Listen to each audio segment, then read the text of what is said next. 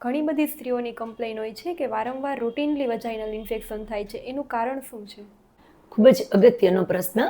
કેમ કે નોર્મલી એવું થાય છે કે વ્હાઇટ ડિસ્ચાર્જ, વજાઇનલ ઇન્ફેક્શન એના કેસ નોર્મલી આપણે ઓપીડીમાં ઓલમોસ્ટ 20-30% પેશન્ટમાં જોઈએ છીએ. હવે જે ઇન્ફેક્શન હોય એની સાથે સાથે નોન ઇન્ફેક્શિયસ એવું પણ આપણે સમજવાનું થશે.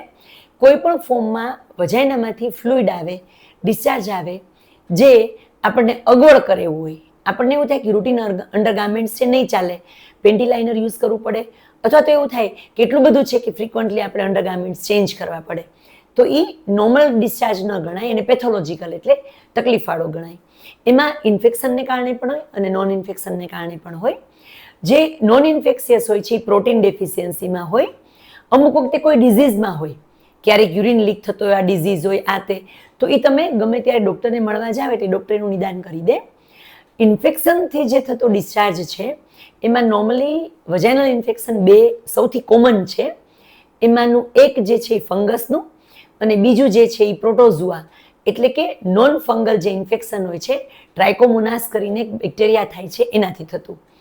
તો ફંગલ ઇન્ફેક્શન જે છે એ ઓબેઝ હોય, જેને બહુ જ ફેટ વધુ હોય એને કારણે પ્રાઇવેટ પોર્શન સતત ભીનો રહેતો હોય, સતત કવર્ડ રહેતો હોય, સતત બેસી રહેતા હોય, બહુ જ સિન્થેટિક કપડાં, ટાઇટ અંડરગાર્મેન્ટ્સ, ટાઇટ લોઅર ગાર્મેન્ટ્સ એવું પહેરતા હોય એને થતું હોય છે. એને સેક્સ સાથે બહુ લેણાદેણી નથી, એટલે સેક્સ્યુઅલી ઇનએક્ટિવ હોય, અનમેરિડ હોય, ડિવોર્સી હોય તો પણ એ થતું હોય છે. તો ફંગલ ઇન્ફેક્શન જે હોય એના માટે સુગરનો રિપોર્ટ કરી વ્યવસ્થિત સુગર કંટ્રોલ રહેવું કરવું પડે. અને એક વખત ફંગલ ઇન્ફેક્શન ક્લિયર થયા પછી એમાં થોડા એના જે એગ અને બેક્ટેરિયા એવી રીતે હોય, એવી રીતે ફંગસ હોય એની હાઇફા કહેવાય, તો સ્પોર કહેવાય, તો એ પડ્યા રહ્યા હોય તો એને આપણે ડેમેજ કરવા પડે. એટલે વીકલી એક એવી રીતે 6 વીક્સ, 8 વીક્સ એવી રીતે એનો એન્ટીફંગલ ઓરલ દવાનો કોર્સ લેવો પડે. જે બીજા પ્રકારનું છે ટ્રાઇકોમોનાસ કરીને થતું, એ જે છે ઇન્ફેક્શન એ થોડું સેક્સ્યુઅલી થતું હોય છે, એ ટાઈપનું હોય છે. એટલે ગમે ત્યારે સેક્સ્યુઅલી એક્ટિવ હોય એને એ વધુ થતું હોય છે. એના માટે પણ રૂલ સેમ રહેતો હોય છે કે એનો જે એકવાર ક્લિયર થાય ઇન્ફેક્શન એવો કોર્સ કરીએ, પછી થોડી ઘણી હાઇજીન મેન્ટેન રાખીએ તો બહુ પ્રોબ્લેમ ન થાય.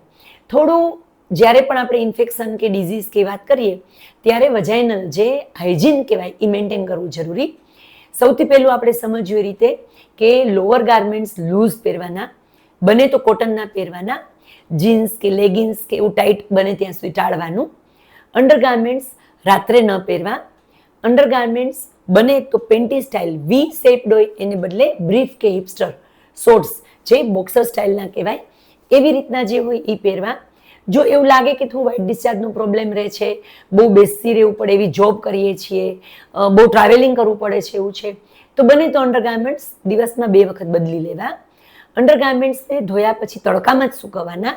લાસ્ટિક ખરાબ થશે એવી બી કે આપણે છાયામાં સૂકવીએ તો એમાં બેક્ટેરિયા, ફંગસ બધું રહી જશે. તો બને એટલું જે અંડરગાર્મેન્ટ્સ છે એને તડકામાં સૂકવવાના.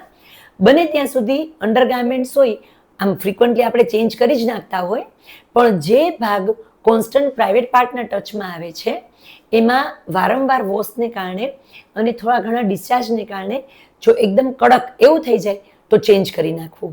બીજું કે પ્રાઇવેટ પોર્શનમાં આપણે હેર રિમૂવલ માટે રેઝર યુઝ ન કરવું. રેઝરથી કેવું થતું હોય છે કે સ્કિન છોલાય અને વાળ નીકળે, એટલે એમાં સ્કિનની અંદરથી ઇન્ફેક્શન જવાના બીક વધે. જો રેઝર સેવ થતું હોય અથવા એકની એક બ્લેડ કે એકનું એક રેઝર 2-3 વાર યુઝ કરીએ તો એકવાર યુઝ કર્યા પછી એમાં સ્કિન હોય એમાં બેક્ટેરિયા ઘૂસી જાય, એ બીજી વાર તમને ઇન્ફેક્શન કરે એવું થાય. એટલે બને તો રેઝર યુઝ ન કરવું. ટ્રીમર યુઝ કરી શકાય. તમે બિકીની વેક્સ કેવું કરાવતા હો તો એમાં બ્રાઝિલિયન સેફ કહેવાય એ કરી શકાય. હેર રિમૂવિંગ લોશન પણ યુઝ કરી શકાય.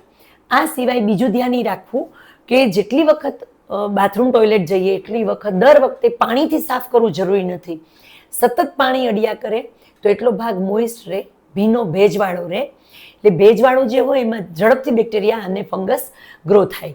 તો બને તો આઈધર તમે બાથરૂમ કે ટોયલેટની અંદર સારા સરસ ચોખ્ખા નાના નેપકિનના ધોયેલા ટુકડા રાખો, ડ્રાય ટીસ્યુ રાખો, આવું કાંઈ પણ યુઝ કરી શકો. ચોમાસામાં તડકો ન મળે, થોડું ભેજ વધારે હોય તો અંડરગાર્મેન્ટને ઇસ્ત્રી કરીને પહેરવાનું.